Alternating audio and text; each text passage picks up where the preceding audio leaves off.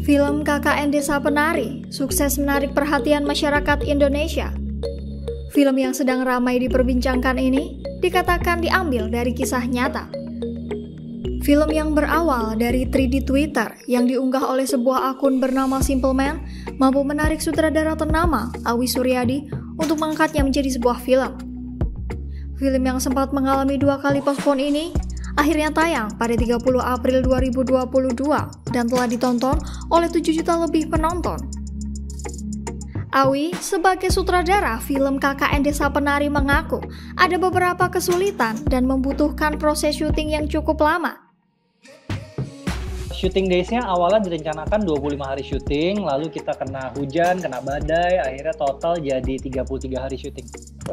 Sudah ada tanggal tayang, rencananya kan Maret 2020, lalu saya jadi terpaksa harus syuting akhir tahun 2019, padahal saya berusaha menghindari syuting di akhir tahun, karena kan kita tahu pasti curah hujan sangat tinggi gitu kan. Cuma karena kita sudah punya tanggal tayang, ya udah kita tetap syuting, dan bener aja selama kita syuting, mungkin kalau di total ada lah 5 hari yang kita nggak syuting. Ada benar-benar kita nyampe, cuma sarapan, lalu mau ngeset hujannya sampai sore, sampai jam 3 sore, sampai jam 4 sore. Bahkan kita mau ambil adegan malam pun nggak bisa, karena set kita hancur kan, karena hujan, jadi becek, longsor. Jadi udah kita gagal syuting gitu, dan itu sangat pengaruh banget ke mental kita, karena kita datang dengan semangat, dengan pengen berkarya, tahu-tahu kita kayak langsung dipukul dengan cuaca yang benar-benar kita nggak bisa lawan kan. Jadi itu sih tantangan terberat ya waktu selama syuting 33 hari itu.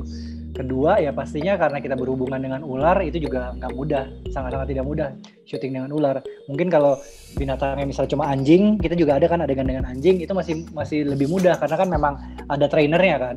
Kalau ular kan ya ada pawangnya, tapi kan bukan trainer gitu. Ular kan nggak bisa diarahin, cuma jalan dari poin A ke poin B aja nggak bisa lurus, dia kan pasti belok-belok gitu kan.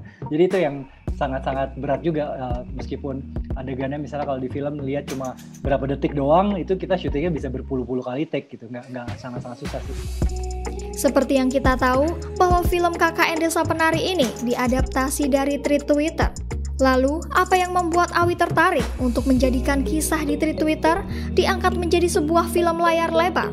Sebenarnya gini sih, waktu itu saya kan memang orangnya tipe yang agak-agak telat tuh untuk ngikutin apa yang lagi hype kan. Terus waktu itu saya lagi menyelesaikan film Danur 3, mulailah banyak yang mention di sosial media saya, KKN Desa Penari. Saya malah mikir, apa sih ada korupsi apa sih di desa ini gitu kan. Saya kira malah KKN itu korupsi, mengenai korupsi related. Begitu dasar bodohnya saya aja, saya nggak ngikutin kan. Terus waktu saya sudah selesai mengerjakan post productionnya Danur 3, lagi pulang berkunjung keluarga di Lampung, kok keponakan saya pada ngobrol ini KKN di Desa Penari. Nah, saya jadi penasaran lah.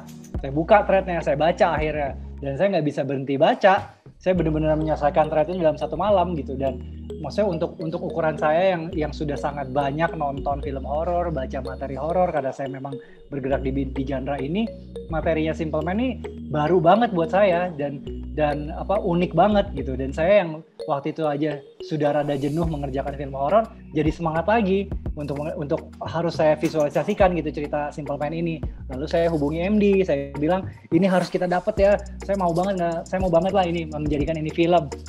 Demi menjaga keaslian dari cerita ini, Awi mengaku selalu mengajak orang di balik akun Simple Man untuk terlibat dalam setiap proses dalam penggarapan naskah film ini.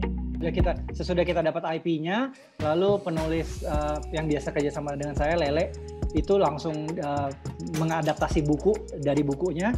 Lalu begitu kita sudah punya treatment, Simple Man kita undang ke Jakarta, kenalan sama kita di MD, terus udah dia terlibat tuh. Jadi tiap hari dia ikut kita meeting untuk menggodok naskah film. Karena kan pasti ada perubahan sedikit-sedikit lah ya.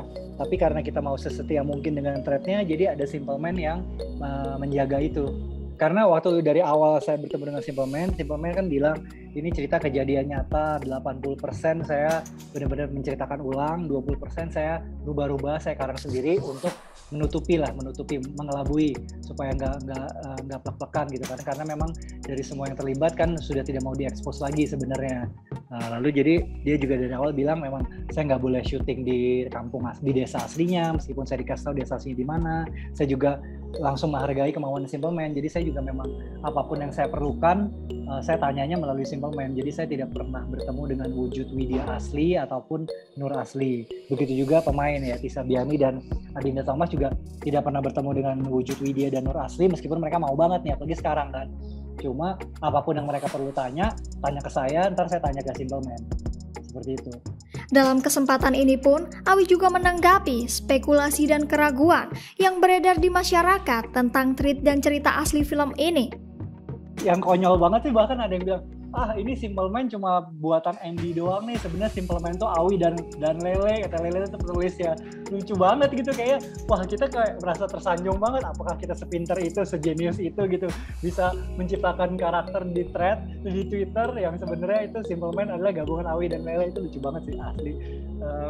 Enggak sih ya, karena saya sebagai filmmaker gitu ya, saya harus percaya sepenuhnya kepada narasumber saya. Seperti waktu saya bikin Danur, tentunya kan pastinya banyak lah yang mencibir, mana mungkin sih Risa punya 5 sahabat hantu Belanda. Nah, tapi saya sebagai filmmaker, karena narasumber saya Risa Saraswati, Risa bilang begitu, ya udah saya percaya 100% Risa bisa lihat.